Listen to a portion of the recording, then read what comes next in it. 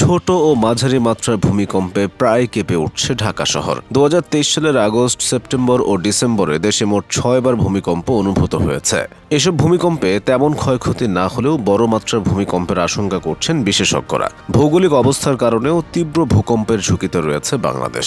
ঘুরে ফিরে সবার মনে একটাই প্রশ্ন, বড় মাত্রার ভূমিকম্প হলে ঢাকা শহরের অবস্থা কেমন হবে?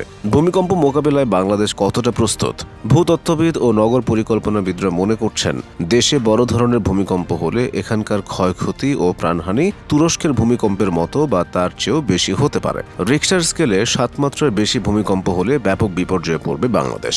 7 মাত্রার ভূমিকম্প হলে ঢাকায় ধসে পড়বে কয়েক হাজার ভবন, প্রাণ হারাবে অন্তত 2 থেকে 3 লাখ মানুষ।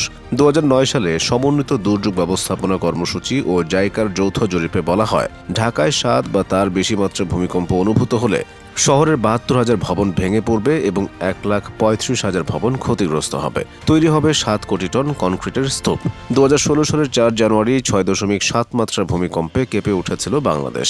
সেবার আতঙ্কে দেন 6 জন। বিশেষজ্ঞরা মনে করেন, তুরস্কের মতো বড় ভূমিকম্প বাংলাদেশে হলে উদ্ধার কাজ পরিচালনা করাই হবে সবচেয়ে বড় চ্যালেঞ্জ। রাজধানী ঢাকার মতো বড় শহরগুলোতে যে পরিমাণ বহুতল ভবন গড়ে উঠেছে, তাতে ভূমিকম্পে এসব ভবন ধসে পড়লে শহরগুলো যোগাযোগ বিচ্ছিন্ন হয়ে পড়বে, যার কারণে ব্যাহত হবে উদ্ধার কাজ।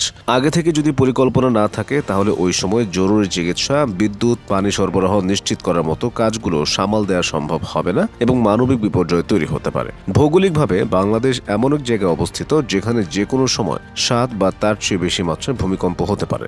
রাজধানী উন্নয়ন কর্তৃপক্ষ তথা রাজুক এলাকায় 60% এবং 2 সিটি কর্পোরেশনের মধ্যে 30% ভবনই নরম মাটির ওপর অর্থাৎ জলাভূমি ভরাট করে গড়ে উঠেছে। এ অবস্থায় ঢাকার 65% ভবন রয়েছে ভূমিকম্পের উচ্চ ঝুঁকিতে, আর উচ্চ ঝুঁকির ভূমিকম্পে ভেঙে পড়বে রাজধানীর 60% ভবন। 2023 সালের মার্চে ঢাকা বিশ্ববিদ্যালয়ে আয়োজিত এক গোলটেবিল বৈঠকে বক্তারা জানিয়েছিলেন, ঢাকা শহরের মাত্র 21% ভবন ভূমিকম্প সহনীয়।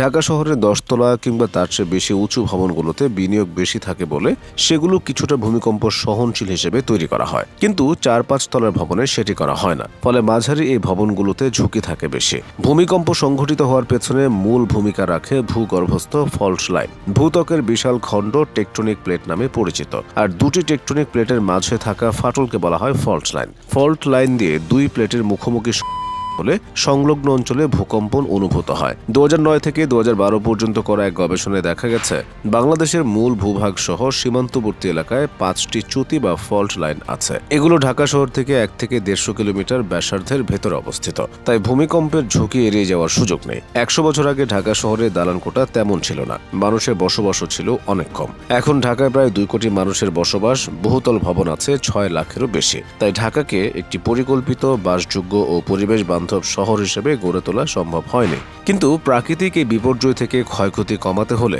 পরিকল্পনা অনুযায়ী নগরায়ন ও সঠিক নিয়ম মেনে দালানকোঠা তৈরি করার কোনো বিকল্প নেই।